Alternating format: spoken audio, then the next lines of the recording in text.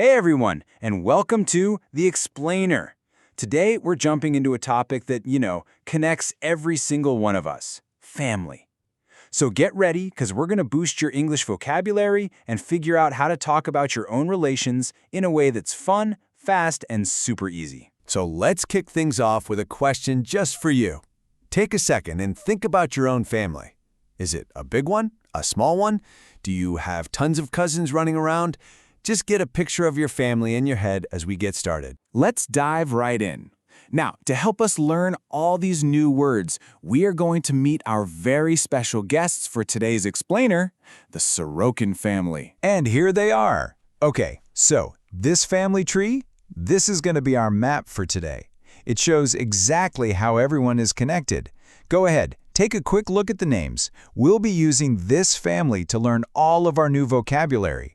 You can see the grandparents, Henry and Diana, right at the top. Their kids are in the middle, and then all the grandchildren are down at the bottom. All right, it's time to build up that vocabulary. I want you to think of this as level 1 of a game. Seriously, once you know these words, talking about any family gets so much easier. So, you ready to level up? Let's start with the absolute basics. Looking at our family tree, we've got Ivan and Anne. As you can see, Ivan is Anne's husband, and Anne is Ivan's wife. Simple, right?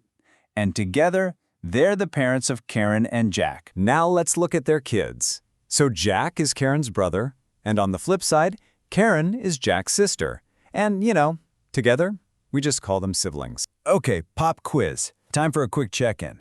Try to picture that family tree in your head. We know Ivan is Jack and Karen's father, so who are Ivan's parents? Which means Jack and Karen's grandparents are… I'll give you a second to think. Yes, Henry and Diana. You totally got it. So Henry is their grandfather and Diana is their grandmother. It's the perfect example of how the generations all link up. So what about the brothers and sisters of your parents? What do we call them? Well, as this slide shows us, the brother of your father or your mother is your uncle, and the sister is your aunt. Let's go back to the Sorokins for a second. Ivan's brother is George, so that makes George Karen's uncle. Ivan's sister is Amelia, so she's Karen's aunt.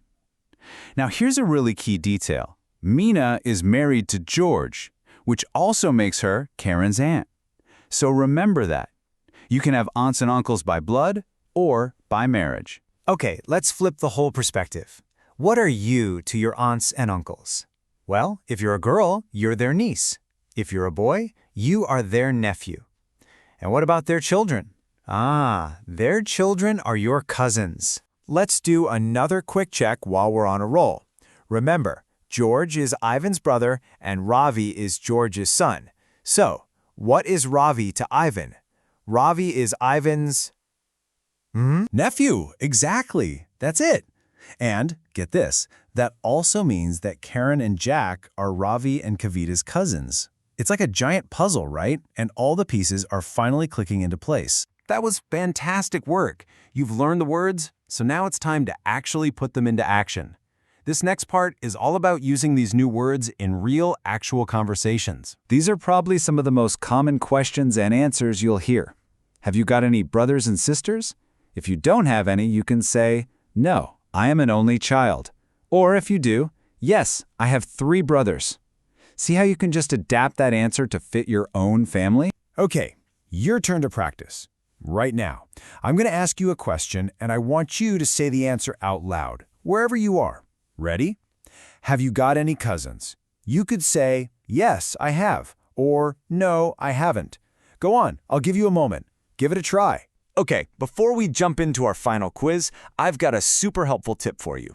This is to help you avoid a really common mistake. And trust me, paying attention to this one little thing will make your English sound so much more natural. So listen up and look closely at the word wife. When you're talking about one person, it's easy. My wife, his wife. But when it becomes plural, so more than one, the word completely changes. We say our wives or their wives. Did you see that? The spelling changes from F to VES. It's a small detail, but it makes a really big difference. All right, you've learned the words, You've practiced the sentences, and you've even got the special tip.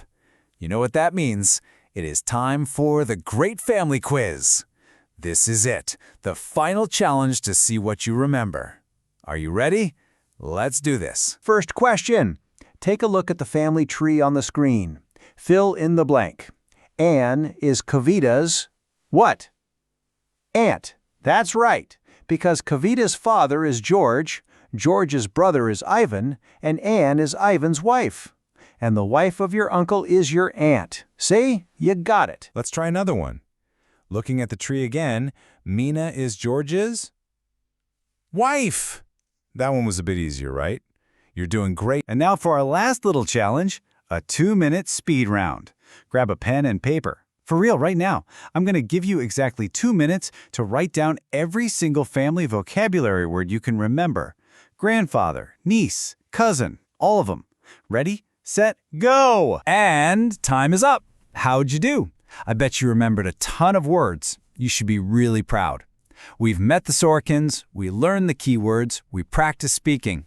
So now there's just one thing left to do.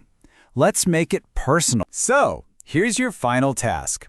I want you to take everything you learned today and draw your own family tree. Then, try to write a few sentences about your relations. Who's your mother? Do you have an uncle? Go ahead and tell your own family story. Honestly, it's the absolute best way to make sure you never, ever forget these words. Thanks so much for joining us on The Explain.